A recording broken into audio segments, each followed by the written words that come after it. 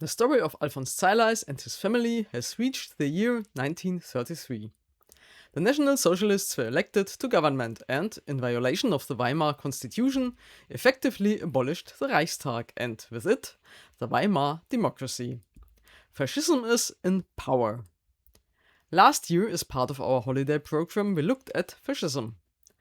Hannah Arendt described how the National Socialists' totalitarian rule is based on the elements of ideology and terror. This year we are looking at the Führer principle. In 1933, the National Socialists are democratically elected by the people from the bottom up. Within just 1 year, they completely overturn this order through Gleichschaltung. At the head of Germany stands the Führer, Adolf Hitler. Adolf Hitler succeeds in creating a quasi-religious idealized image of himself. In the 1920s, Hitler practiced his speeches in front of a mirror. He rehearsed his gestures and meticulously staged each of his appearances. Hitler presents himself as a man of humble origins, a man of the people. At the Nuremberg Party Congress, he sleeps in a tent alongside his SA. Hitler's relationship with Eva Braun, which he has been maintaining since 1932, has to remain secret. It would have undermined his image as an ascetic Führer. The Germans are not merely his people. Through the vague ideological concept of the Volksgemeinschaft, which means people's community, they become a mass moving towards a vision that remains, nevertheless, indistinct. A homogeneous, racially defined unity of all Germans, who are supposed to stand together across class and religious divides. Whilst, according to Hannah Arendt, tyranny is the lawless rule of an individual, the terror of the National Socialists organizes people as a mass, as if there were only one person, and subjects them to arbitrary laws, so-called laws of nature, which are directed today against this supposedly decadent people and tomorrow against that supposedly inferior race. No one can be certain that they will not be expelled from the people's community tomorrow as an unfit individual.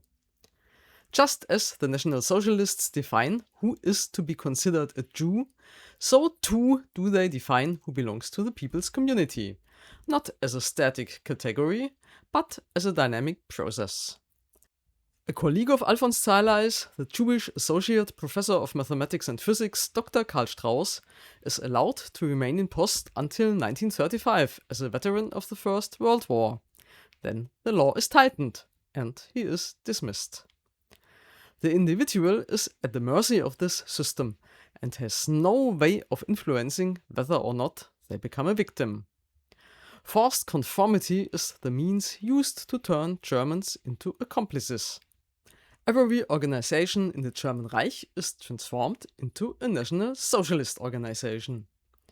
Every organization adopts a leadership structure, be it the Hitler Youth or the farming community, with its Reich peasant leader, regional peasant leaders, and local peasant leaders.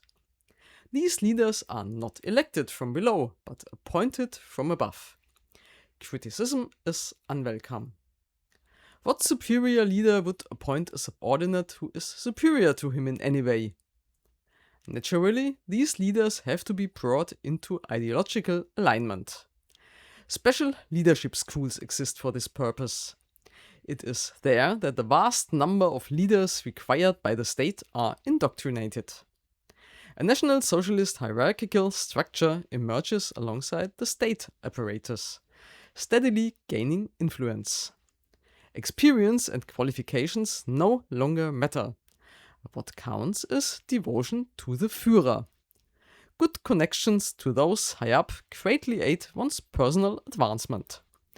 Those who have joined early on, the old fighters, now expect and receive their rewards.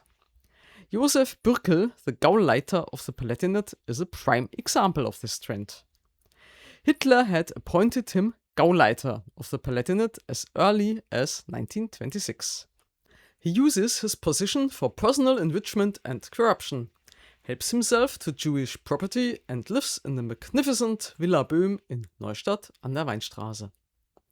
In his book Upstarts and Profiteers: Corruption in the Nazi Era, Frank Bajor describes the consequences of the National Socialist system. Nazi party members who had managed to benefit from the abundant career opportunities offered by the party remained loyal to Hitler, not out of conviction, but because of the generous financial rewards. Quite a few party members dipped into the coffers and embezzled party assets. Frank Bajor records that the party initiated over 10,000 disciplinary proceedings against its members within a span of 8 years. The structures of fascism not only foster corruption and cronyism, but also lead to fierce competition among career-minded party members. Josef Bürkel is a prime example of this. He ruthlessly eliminated his rival Theodor Eicke and defied orders from Reich peasant leader Darré by establishing the German Weinrot. Ideology and terror destroy trust between people. Denunciations driven by personal motives become so widespread that in many cases the resulting accusations are simply no longer pursued. According to Hannah Arendt, National Socialist ideology and terror succeeded in extinguishing independent thought. Once a person, like Alfons Zeilais, had joined the party and become a civil servant, they could no longer withdraw without risking their livelihood through dismissal. They were compelled to obey. The cold logic of National Socialism dictated that he who says A must also say B. You cannot make an omelette without breaking eggs. A process was set in motion that inevitably turned people into either accomplices or victims. Someone who is an accomplice today could be a victim tomorrow. When a person is turned into an accomplice in this manner, the question of guilt arises almost automatically. Last year, the focus was on Hannah Arendt and Eichmann. Hannah Arendt therefore chose to view Eichmann as culpable for the murder of over 6 million people because he could have chosen otherwise. This question will stay with us. Can a person decide for or against something, and what price are they willing to pay? You might say, wait a minute, there were laws back then too that everyone had to follow. That is indeed a fascinating topic that we will look at in the next holiday video.